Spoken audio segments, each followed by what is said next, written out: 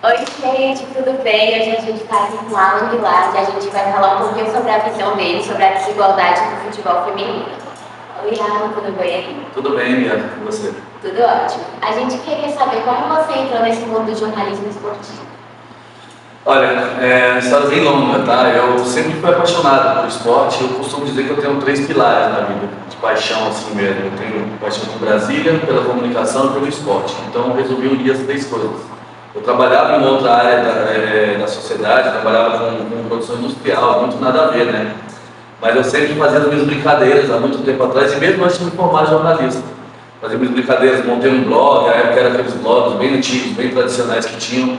E aí montei esse blog para ir fazendo coisas sobre o Distrito Federal, passando informações, eu via no noticiário e fazia as minhas próprias informações, ia montando e passando ao público essas informações. E meio nisso já trabalhando em outra área, né, que era, como eu te falei, a área de produção industrial, mas eu dividi esses tempos, esses dois tempos. E aí um certo dia eu fui fazer um vestibular, passei para produção industrial, só que no dia de me matricular não formou uma turma.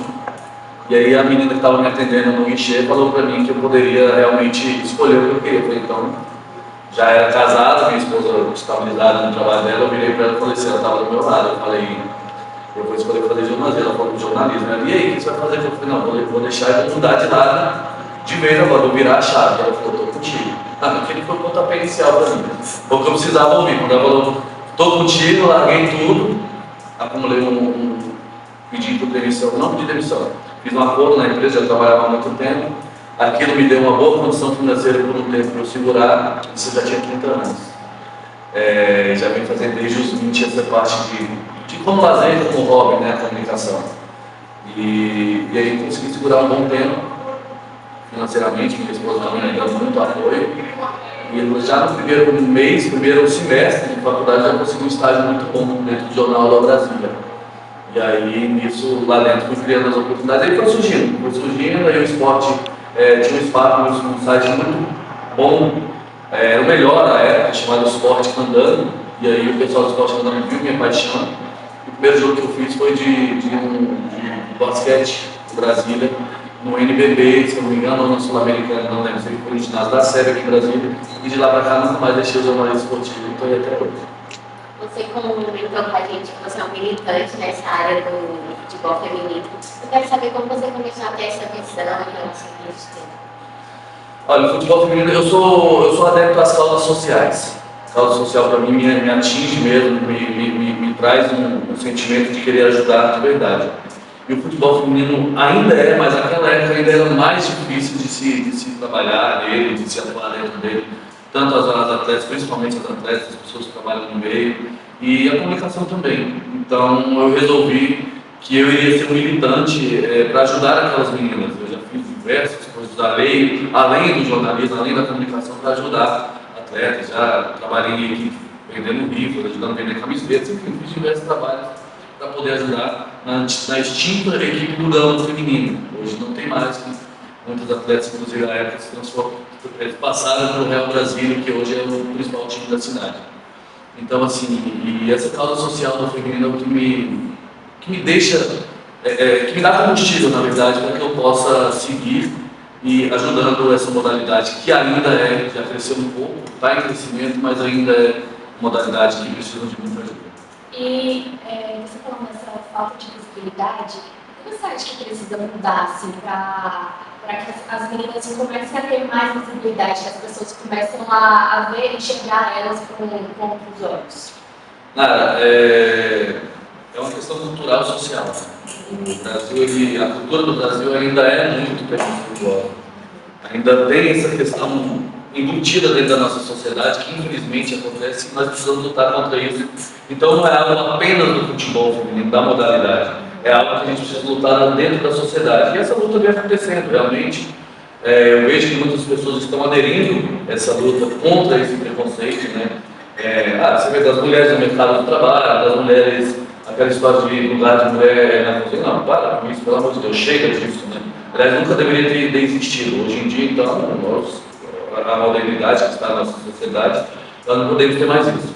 E aí isso é trazido dentro da sociedade para dentro do futebol. E além da questão de mulher no jogo de futebol, essa questão toda, ainda tem a questão do preconceito de identidade de gêneros, né? Na verdade. Então, as pessoas já levam muito pelo lado de que joga futebol, é homossexual. E daí se é? Primeiro começa por aí, né? E daí se é homossexual ou se não é? É um direito de escolha de cada um, de cada cidadão.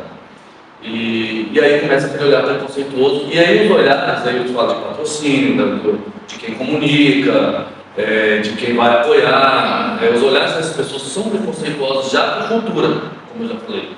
E essa cultura precisa mudar. Assim, a partir do momento que começar a mudar, aí nós vamos à frente com a modalidade feminina, e também elas, dentro da própria modalidade, elas precisam também se impor um pouco mais. Eu acho que a luta delas ainda é pequena. Por quê? Porque elas têm medo. Elas têm receio do ataque que vem de fora. Então, começou, vocês viram o caso do Cuco, que não sei se o cara está aqui agora, mas enfim, o que as meninas do Corinthians fizeram foi muito legal. Apesar de ser algo de mais de 30 anos atrás, mas foi interessante mostrar que elas têm essa força. A gente viu mais essa força delas do que homens, né? Que homens, dos jogadores masculinos do Corinthians, né? Eles fizeram para apoiar. Fizeram para apoiar. E as meninas fizeram, porque o Corinthians feminino hoje é a maior equipe do Brasil, que está da América e do mundo, né? Então, assim, elas têm essa voz. E foi legal elas mostrarem essa força. Isso mostrou também para muita gente o que a CBF vem fazendo. A CBF vem mostrando também, o presidente da CBF, Edinaldo Rodrigues, vem com essa luta muito.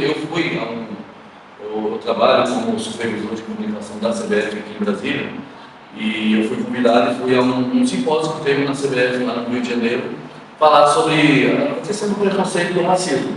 E foi batido muito forte em cima do preconceito, em cima do futebol feminino. E essa luta é uma luta que a CBF comprou. Então acho que a partir de agora nós vamos ter um upgrade muito grande em cima dessa luta, dessa briga mesmo, é uma briga. Você comentou do que a CBF vem fazendo, né?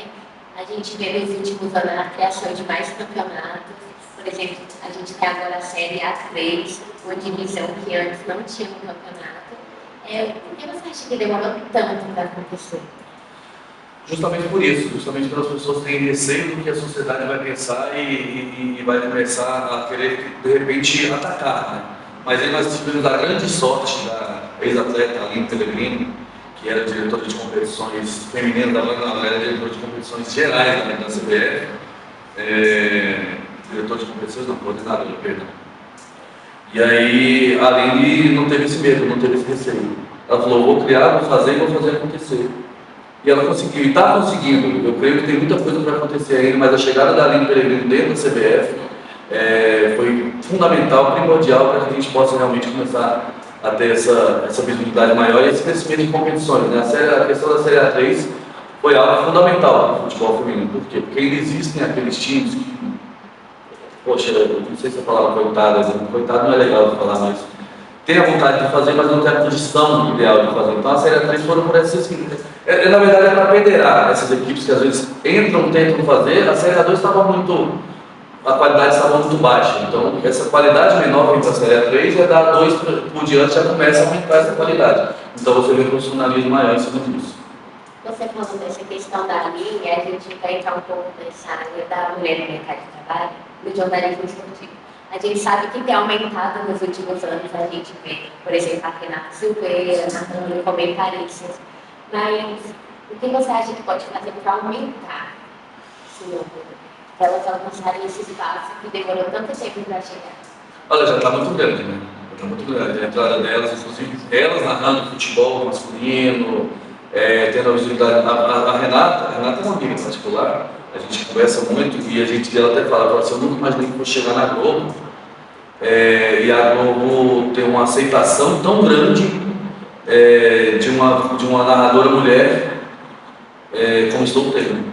Então assim, você vê que ela tem liberdade para muita coisa, como muitos homens, a maioria dos homens lá dentro tem. Então eu acho que isso ela é aquela pontinha da fila que está puxando. Então assim, ela está puxando muita gente e aí as pessoas vão começar a entender. Agora já está trazendo muitas outras pessoas, tem a própria Aline Calandrini já foi para lá.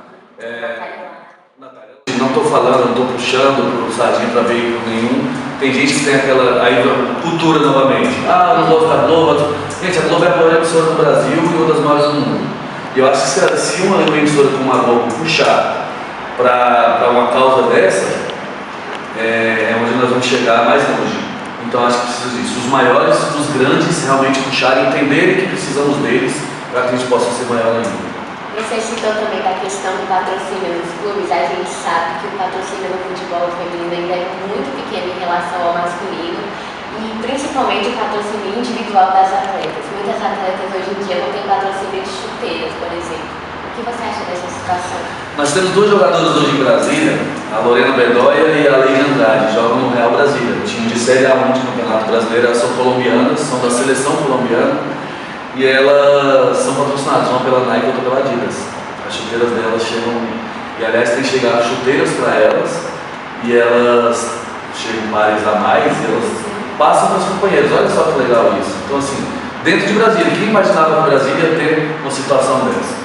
Então a gente, aí eu estava conversando esses dias com a Bia Zanerato, que você bem deve conhecer do Palmeiras. O Palmeiras veio jogar em Brasília, a gente ficou trocando a ideia à beira do campo.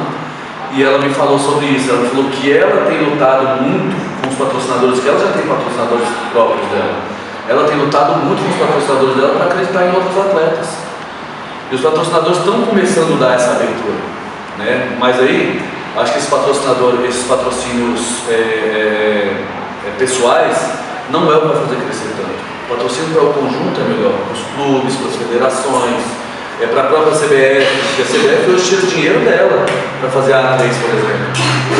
Você pode ver que você tem só apenas um patrocinador, que acho que é a Binance, se não me engano, a A3 é a Binance. Então assim, só tem um patrocinador para poder fazer a Série A3 todinho. Não é barato, a CBF banca transporte do time que vai jogar fora, alimentação, hospedagem, olha isso aí, para 25 atletas de cada time. Você imagina o valor que a CBF não gasta. Então assim, eu acho que esse patrocínio pessoal de atletas é importante sim, muito, mas o patrocinador em conjunto é muito mais importante para o momento, para a gente, para poder melhorar para todo mundo. Uma pergunta, você falando sobre essa posição da CBF, em relação aos times agora, os times masculinos estão sendo obrigados, são obrigados agora a incluir os times femininos na Série A. Você acha que o Brasil chegou num ponto tão crítico que é uma obrigação agora, não, tipo assim, cara, a gente precisa incluir as mulheres antes de ter tido essa obrigação? O que você acha sobre isso? Na verdade, assim, Nara, eu acho que isso já é uma parte de um preconceito, né? Uhum. Já faz parte de um preconceito, porque para você ter o direito de participar, de continuar participando, eu digo masculino, de uma competição importante como é a Série A, a Série B, por exemplo, você é obrigado a deixar as mulheres jogarem? Não, eu disse, não tem que pensar assim, a gente tem que pensar que o futebol feminino, ele é uma modalidade que não tem que partir de obrigação nenhuma. Tem que partir de obrigação nenhuma, até porque as obrigações são meio vagas, né? Eu acho que o texto disso não está muito legal, porque você pode observar o Ceará na primeira divisão do Campeonato Brasileiro Feminino. O time masculino caiu da Série A para a Série B, eles tiraram o investimento que tinha no time do feminino, que subiu da A2 para a A1, e esse ano só está tomando peia na A1. Por quê? Porque não deram investimento, desculpa o linguajar, peia, mas a gente fala muito assim no futebol, então assim, só está apanhando dentro do Campeonato Brasileiro da Série A1. Por quê? Porque eles tiraram do feminino. Tem a obrigatoriedade? A gente vai continuar feminino, mas nós não vamos dar o valor financeiro que elas merecem. Então eles só estão passando vergonha, para falar a verdade, na Série A1 do Campeonato Brasileiro. Então assim, esse texto dessa obrigação tem que ser mudado. E a CBF vem estudando formas disso. Não estou defendendo a CBF, tá? Apesar de trabalhar, ser supervisor da CBF, mas não estou defendendo, mas é porque realmente a atual gestão da CBF pensa muito. O Edinaldo Rodrigues, ele era presidente da Federação Baiana, inclusive um dos motivos que ele ficou muito chateado quando era presidente da Federação Baiana foi porque ele defendia o futebol feminino e a maioria lá não queria. Então ele vem trazendo isso para dentro da CBF, vem defendendo muito, vem estudando muitas formas. E essa é uma das formas que eles estão estudando de melhorar essa questão da obrigação e uma hora ou outra parar de ser obrigação. Não pode ser obrigação. Nós temos que dar os times que, principalmente os de camisa, os tradicionais, eles precisam sim entender que o futebol feminino tem que caminhar sozinho, sem ter a obrigação de o masculino conquistar algo para ela chegar em algum lugar. Essa questão que você falou da obrigação, então, você acha que falta mais então para esses outros times de camisa mesmo, fazendo o que o Corinthians fez, investir no futebol feminino? Eu costumo dizer, esses dias eu estava numa roda de conversa falando sobre isso e esse tema foi abordado. O que o Corinthians faz, e eu tenho certeza que vai fazer por muito tempo, a Ferroviária faz. Só que você não quer comparar a Ferroviária com o Corinthians, o peso dos dois times. Mas a Ferroviária faz. O feminino da Ferroviária caminha sozinho, ele é campeão da Libertadores, enfim, entendeu? Disputou Mundial. O São José foi campeão mundial de clubes, sem precisar do masculino. Mas assim, aí voltando à sua pergunta, falando do Corinthians. O que o Corinthians fez também, eu costumo dizer que foi uma questão de sorte de encontrar as pessoas certas. O Corinthians hoje, dentro do Corinthians, tem um staff dentro do feminino, que são pessoas que realmente querem fazer pela modalidade, o que muitos outros não fazem. Entram porque a oportunidade está ali ganhando o seu dinheiro, enfim, fazendo alguma coisa ali, não saindo do meio do futebol, mas não querem fazer pela modalidade. O Corinthians não, as pessoas querem. Foi o que o Palmeiras começou a fazer agora também. O Palmeiras também começou a fazer, o Flamengo entendeu também que precisava tirar aquela parceria com a Marinha. Poxa, parceria com a Marinha? Não, vamos colocar dentro do Flamengo, o Flamengo é grande. E tá aí, ó, vice-líder agora, vice-líder do brasileiro, e vai disputar a título até o final. Então, assim, o que você precisa entender é que as pessoas precisam estar lá dentro, mas precisam ser empenhadas, não apenas para ocupar um cargo. Você comentou que, por exemplo, no caso do São José, que não precisou do masculino para ter isso, tem clubes hoje no Brasil que são exclusivamente para o futebol feminino, não tem relação nenhuma com o masculino. Qual é a importância disso, que também é inspirado em times lá fora, também temos assim?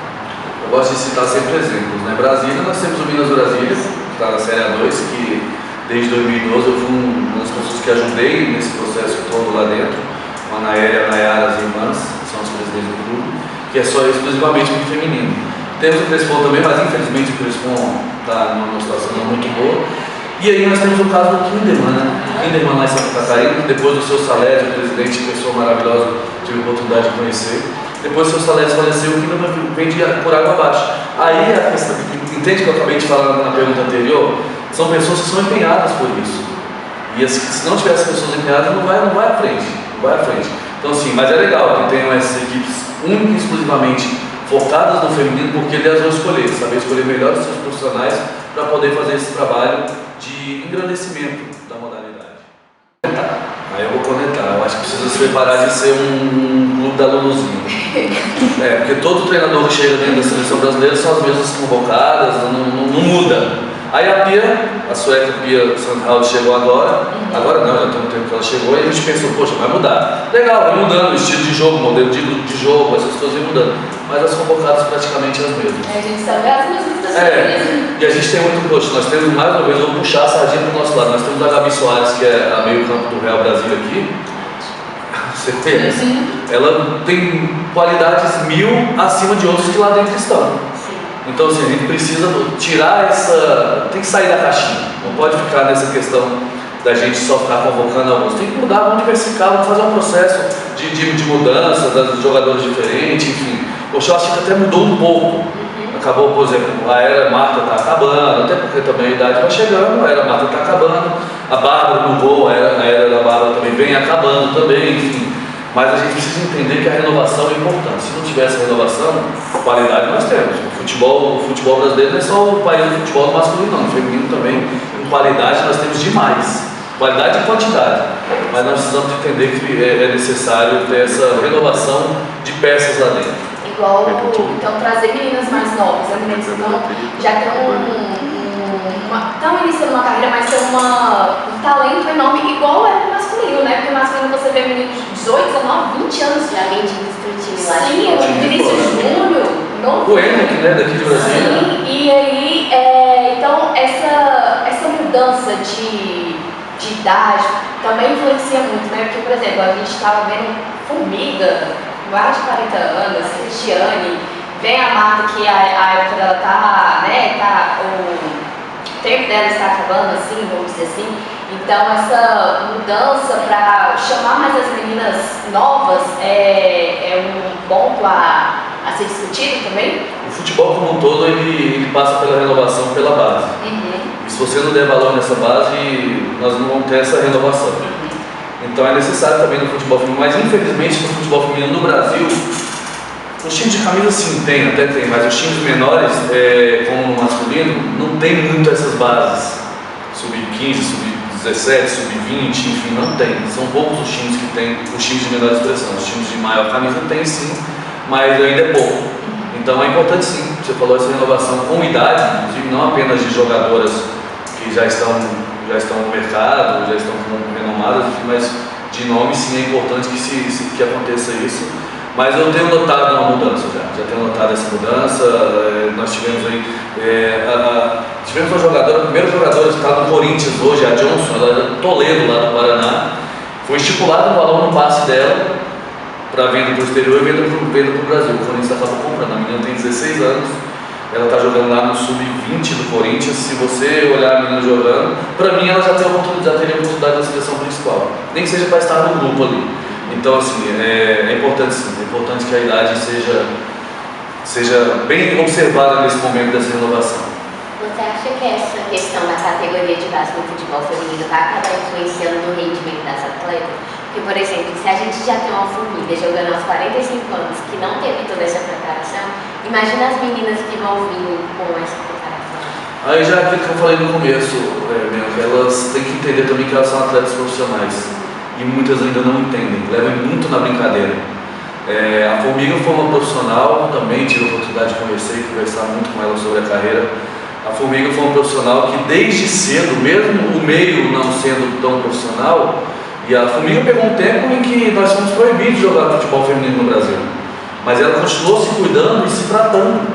Ela se cuidava, ela pensava na carreira dela e virou o que é, né? Para mim não tem Marta, não tem Cici, não tem ninguém. Para mim a referência chama-se Formiga. Então ela entendeu que ela era atleta profissional e isso a maioria delas também precisa entender. Outra questão que a gente vai entrar agora é o salário. O salário no futebol feminino, tanto das atletas como dos profissionais no meio, premiação de competição, é tudo muito desigual. O que a CBF pode vir fazendo para mudar essa realidade? Nós começamos na pirâmide de cima para baixo. A FIFA já disse que vai igualar, né?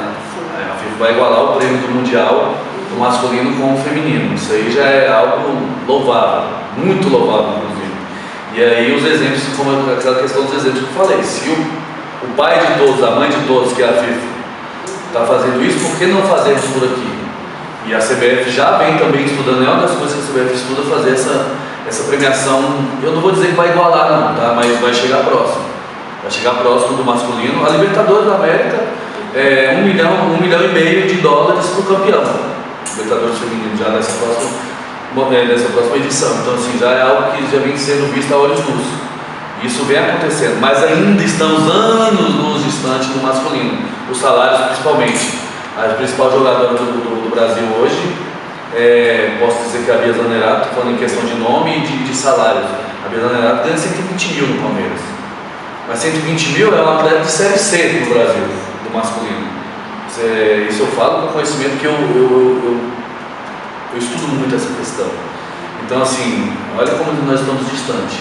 Mas vem mudando, e eu acho que aí eu volto lá no começo também, aquela questão da sociedade entender o espaço da mulher. Desde que a sociedade entenda o espaço da mulher dentro do seu meio, da sua profissão, do seu meio de trabalho, né, o futebol também vai ter que acompanhar. Mas aí é todo um processo. Aí o patrocinador tem que vir com mais dinheiro, porque o clube não vai conseguir bancar para o masculino e para o feminino.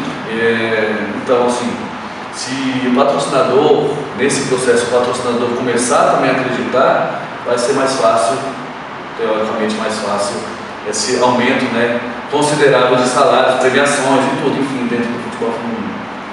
Esse ano é ano de Copa do Mundo feminina e a gente não vê uma movimentação por parte da torcida brasileira, por exemplo, igual a Copa do Mundo no Catar que teve. Você acha que também falta um pouco desse incentivo do torcedor brasileiro apoiar a modalidade? Quando o machismo acabar. Machismo, simples, puramente machismo. Eu tenho gente que trabalha dentro do jornalismo, da comunicação esportiva, que fala pra mim que é absurdo mulher jogar futebol. Enfim, por que é absurdo? Mulher joga basquete, não joga vôlei, joga qualquer outra modalidade. Nós temos aí, eu não vou recordar o nome agora, eu não sei se chama de atleta, mas um praticante de sinuca, campeã brasileira, não sei o que, é uma mulher. campeã sul-americana, é uma mulher. Por que não no futebol? Que é a nossa principal modalidade. A nossa principal não, a principal modalidade do esportivo do mundo. Eu não entendo por quê. Porque as pessoas têm o preconceito de ideologia de gêneros. Eu sou heterossexual, qual o meu problema da pessoa que convive comigo ser homossexual, enfim. Vai mudar em que a minha vida? Aí eu te falo, minha resposta do futebol foi bem agora em cima do machismo, porque isso tudo é por conta do machismo. Nós temos, você falou do Mundial, e até uma novidade para vocês, nem na mídia nós soltamos ainda lá na federação, o Daniel Vasconcelos, nosso presidente, vai ser o chefe de delegação no Mundial feminino agora, da seleção brasileira. Ele já foi de um sul-americano, enfim, da Chibili, a competição que você bem conhece, mas agora ele vai para o Mundial e vai ser... E isso mostra que Brasília é carro-chefe dentro da nossa modalidade feminina. A CBF vem olhando muito para Brasília em relação a isso. E nós estamos trazendo também a outra coisa, nós estamos... Vamos falar, não tem problema falar. Nós vamos trazer para Brasília um simpósio que vai falar sobre essa questão do preconceito dentro do feminino. Deve ser logo depois do Mundial ou no mês do ano que vem, alguma coisa assim. Então, assim, isso mostra que Brasília é um pontapé, está dando um pontapé inicial com o apoio da CBF. Todas essas ações mostram que Brasília está dando esse pontapé inicial e nós vamos começar a mudar e vamos mudar isso a partir de Brasília, com certeza. A gente viu que a Copa do Mundo que teve em 2019 na França foi um divisor, recorde de público, audiência. Você acha que essa Copa que vai ter agora esse ano na Austrália e na Nova Zelândia também vai ser um divisor de águas no futebol? Vai, porque para lá eles praticam, né? Lá eles praticam de verdade. Então, eu tenho certeza que se uma Copa do Mundo dessa fosse no Brasil, ainda não teríamos o público que vai ter na Nova Zelândia e na Austrália. Lá eu tenho certeza que o público vai ser bem maior, porque as pessoas, e para eles assim, um evento como esse é novidade. Para eles é difícil ter um evento como esse. E o futebol feminino é praticado lá. Então ela vai ter público, vai ter bastante. Não vai bater o recorde da última Copa do Mundo, porque a Europa hoje é o centro do futebol feminino, não adianta a gente fugir disso. Nós temos na América Central os Estados Unidos, mas o Canadá vem crescendo um pouco, mas a Europa é o centro do futebol mundial. Em breve o Japão vai chegar lá, tá? Tem um trabalho muito bem feito dentro do Japão, mas não vai conseguir bater o recorde por conta disso. Porque a Europa é o centro hoje em dia, mas lá vai ter um público muito bom e a aceitação muito interessante. E você acha que se a seleção brasileira não ganhar, você acha que a treinadora sai esse ano? Por força política pode sair. Por força política, não adianta ninguém dizer que não existe uma força política dentro da CBF, mas por força política pode sair. Mas eu não vejo hoje outra opção. A opção que nós tínhamos, infelizmente Deus o levou, que era o Adão. Eu acho que o Adão era a melhor pessoa para assumir a seleção brasileira. E hoje eu não vejo dentro do Brasil uma pessoa que falasse, um treinador que falasse assim, nós vamos trazer esse treinador ou essa treinadora para poder mudar a cara da seleção brasileira. Existem muitas panelinhas, essas panelinhas atrapalham. E lá fora, sinceramente, será que a CBF vai trazer uma outra pessoa de fora, como a Pia? Eu não sei, eu acho que não vai trazer. Então, assim, eu acho que ela pode se manter por conta dessas falta de opções, mas por outro lado, eu acho que pode cair por conta da questão política, porque o futebol é movimentado por paixões, e a paixão do brasileiro vai querer dar uma forçada, inclusive dentro da mídia, para que ela possa sair. Mas eu não acredito ainda no título da seleção brasileira esse ano, não, tá? Eu acredito até no final. Eu sinceramente acredito no final, mas o título ainda não. Nós ficamos um empate dentro de um Wembley com a seleção campeã da Europa, né?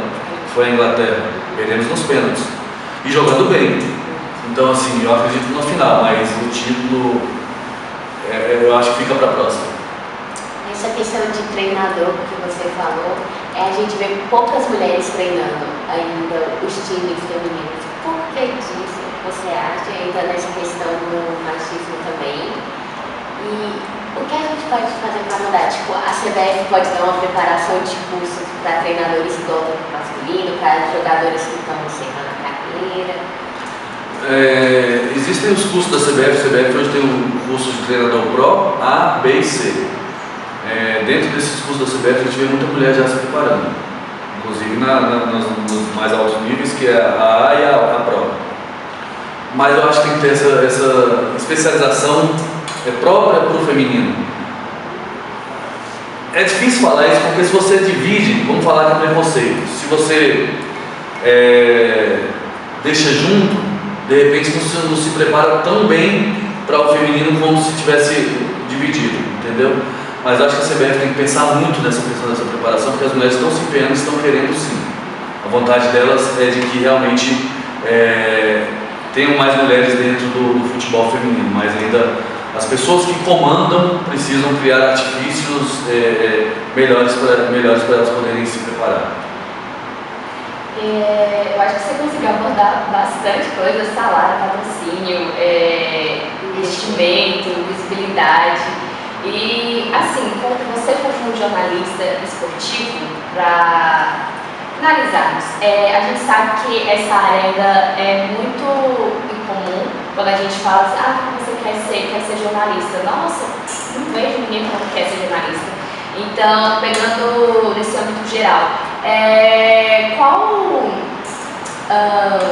frase, motivação você diz para essas pessoas que querem alcançar essa área, querem fazer a diferença nessa área, principalmente no esportivo, que aqui em Brasília é muito pouco ainda, tanto mais para as mulheres, mas para o masculino também é um pouco difícil. Eu queria que você falasse um pouco em relação a isso. Qual motivação você daria para essas pessoas que querem trilhar nesse caminho? Nada, eu não vou mentir. Realmente não é fácil. A gente até conversava em off antes aqui. Não é fácil, é um caminho muito árduo. A gente tem que realmente entender e saber o que a gente quer. Porque você vai perder finais de semana com a família, você vai perder finais de semana de lazer, enfim, de tudo aquilo que a gente gosta de fazer, né, fora do nosso ambiente de trabalho, porque o esporte principalmente são os finais de semana, né? E a gente vai ter que deixar de lado algumas coisas que a gente tem o prazer de fazer. Eu mesmo, poxa, quantas vezes minha família se reuniu e eu não consegui estar, mas eu estava realizando aquilo que eu escolhi fazer na minha vida. E Brasília, as pessoas pensam que não tem esporte. Vamos falar um pouco mais aqui. As pessoas pensam que não tem esporte, mas tem muito esporte, muita coisa para fazer, muita coisa para mostrar. Tanto que eu criei um portal de notícias esportivas por conta dessa falta de informação que nós tínhamos daqui. Então nós temos sim o que fazer. Se eu quiser, eu fico de segunda a segunda fazendo pautas do esporte em Brasília, e vai faltar espaço, vai faltar hora, tempo, dia para a gente poder realmente fazer. Mas o que eu falo com as pessoas, inclusive vão nos assistir aí, é que tem um empenho de verdade. Se você quer isso, é bom, é gratificante. Eu costumo dizer que o meu lazer, esse lazer que eu deixo de lado, com a família, com amigos, enfim, é o meu trabalho, que é aquilo que eu gosto de fazer. Estar à beira do campo, do ginásio, na piscina, na quadra, enfim, onde eu estiver trabalhando com esporte, ali eu estou fazendo o meu trabalho e me divertindo ao mesmo tempo. Então assim, a recompensa é essa, vale a pena sim, porém você tem que entender que o trabalho é árduo, não é muito fácil. É isso, gente. Tudo vai ser lançado na nossa agência Olímpia. Eu agradeço muito essa participação, Alan. Eu acho que foi muito enriquecedor para as pessoas que vão assistir, até para a gente mesmo, sair dessa bolha de que não há esporte no Distrito Federal, de que mulheres não podem jogar futebol, enfim. Muito obrigada mesmo pela sua participação. É isso, eu que agradeço, muito feliz e honrado. Saber que um dia eu estive aí do lado de vocês, né, e a gente saber que a gente pode estar colaborando com alguma coisa, pelo menos um pouquinho da formação de vocês, é muito gratificante para mim. Eu faço questão de estar sempre ajudando, pode contar comigo e bom sucesso para vocês na carreira aí, tá? Obrigada.